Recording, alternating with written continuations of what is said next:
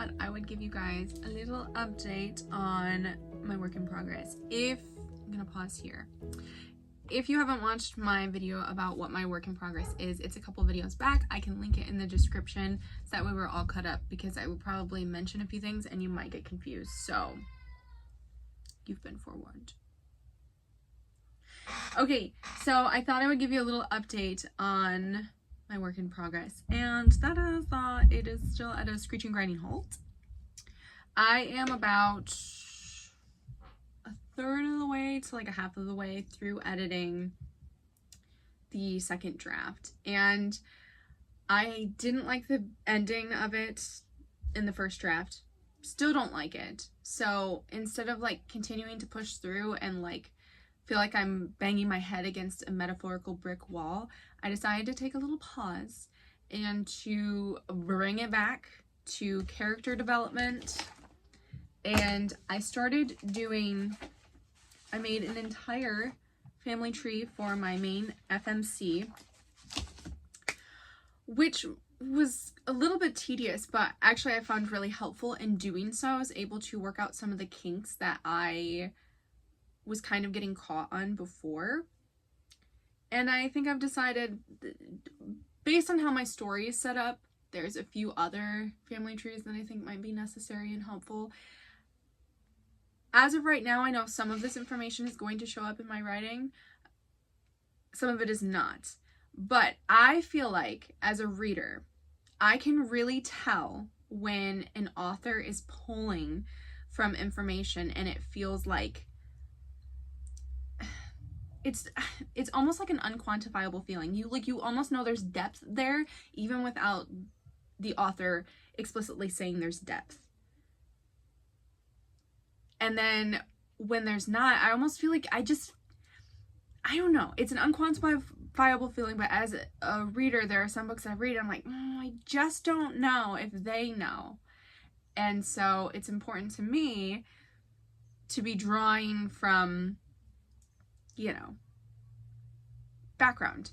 I've also been working on my characters, and I've been tabbing my notebook because I've been flipping back and forth. I can't find things in my notebook. It's kind of a mess because I kind of just word dump in my notebook. So I've been tabbing, and that's been very helpful. So I can just flip right through it. It saves so much time, but it is a little bit of a tedious thing to do up front. What I've been doing with my characters, on the other hand, is, so there's an account on Instagram, and I believe her handle is The Plottery. I'm not going to take credit for these exercises that I've been doing because it is not my idea. I didn't reinvent the wheel at all. This was not my idea, but I love doing this and has been so monumentally helpful with my characters. If anything, it's reaffirmed that I do in fact know who my characters are, and it's helped me give them further background information. Like, I had like the general gist of like, their likes, their dislikes, their, what they looked like. But to really sink my teeth into like their background, who they are at the very core of their person, has been really, really fun to do, actually. So there's been two things I've been doing when I've been writing out. I have like character biographies. So I've been writing out just kind of their attributes that they have, what they kind of like as a person. I have their looks, and then I do two like exercises, if you will, and that is, what do they carry in their bag, purse, wallet, pocket, what is on their person at all time, what do they have, which has been really interesting to see like what some of my characters have. And the reason I feel like I can say like I know my characters is because a lot of this thing just came so effortlessly. There were some characters that I'm like, oh, I don't know, and then I sat down to do this and I'm like, oh wow, that flowed way easier. So for me, it was just like reaffirming and like, yeah, you actually do know your characters, which thank God, because when you're like almost halfway through your second draft, you like to think that you do. And then the second, and this has been a little bit more of really digging into who the character is, and I don't know if this is necessarily how the exercise is supposed to go, but it's a rewritten memory. It can be something as light and fluffy, or it can be something super heavy and deep. So I've been really pushing into like that heavy and deep and how it relates to my work in progress and to the timeline and to, you know, their character backgrounds and stuff. I don't know if that's exactly how it's supposed to be in the story, or if they're just supposed to be unrelated, but that's how I've been approaching it. It's a rewritten memory, so basically a memory and the version they tell to people, and then the actual real version, which comes out when they're trying to sleep. It's what they ruminate on. And that has been interesting. I will say that one has not been as easy as in like what's in your character's bag. This one's been a little bit more thought-provoking. But I've really liked it. I really feel like it's just giving my characters just more depth. And I like that. So that's what I've been working on and what I've been doing.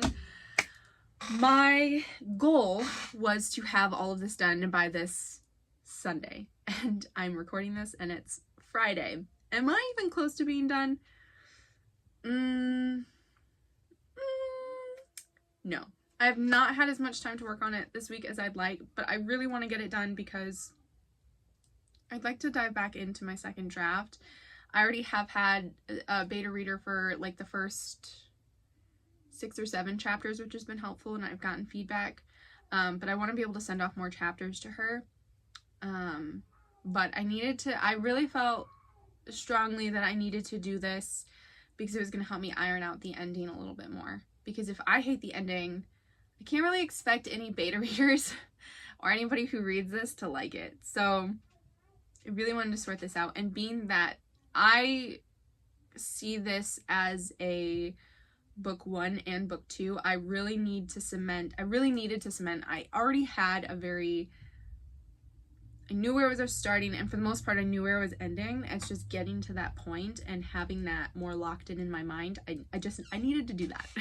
I need to do that. So it's been helpful to do this.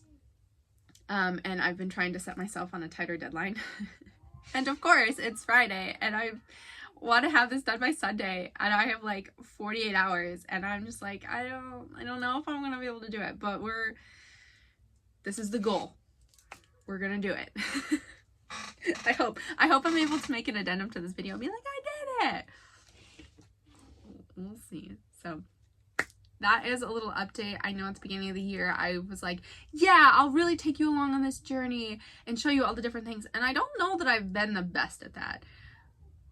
Partly I knew this, but I didn't. But it's like, how many videos can you make of yourself, like, typing away on your computer or writing in your notebook? Like, that's not the most entertaining or fun thing to watch. I don't know, maybe it could be ASMR,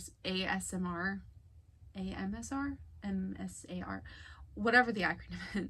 AMSR. I don't know. I'm second guessing myself now. I don't know what it is. Anyway, that's not really my thing. So I'll just kind of make these videos where I kind of update you where I'm at. Maybe I'll do it like bi-weekly or something. I would say weekly, but I don't know that you want that. I don't know that I want that, to be honest. So anyway, that's where I'm at. There's really no updates on the publishing side of things, to be quite honest. Haven't thought about it as much. I haven't really nailed down which way I want to go.